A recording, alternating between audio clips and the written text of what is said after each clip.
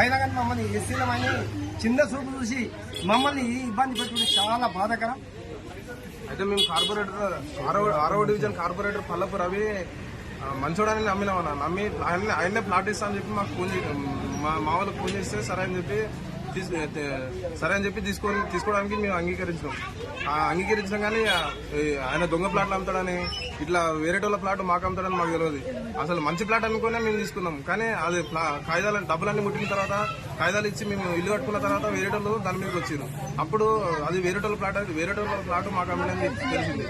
అయితే పెద్దవాళ్ళ సమక్షంలో కూడా దీని గురించి చెప్తే వాళ్ళు కూడా రవి కరెక్ట్ కాదు, వారు కొనుక్కున్నాడు, వాళ్ళకు నువ్వు డబ్బులు తీసుకున్నావు, వాళ్ళ దగ్గర నుంచి డబ్బులు తీసుకున్నావు, వాళ్ళకు ప్లాట్ ఇప్పించాలి వాళ్ళకు అంటే సరే అని చెప్పి అనుకుంటా ఇప్పటికీ 2 సంవత్సరాల నుంచి చాలా మమ్మల్ని ఇబ్బంది పెడుతున్నాను.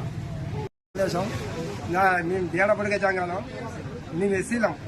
మమ్మల్ని ఎస్సీలని చూసి మాకు ప్లాట్ అమ్ముతానే అనే వరకు సరే మంచిదని కొనుక్కున్నాక తర్వాత ఆ ప్లాటు ఆయనది కాదు, వేరేటోళ్ళది.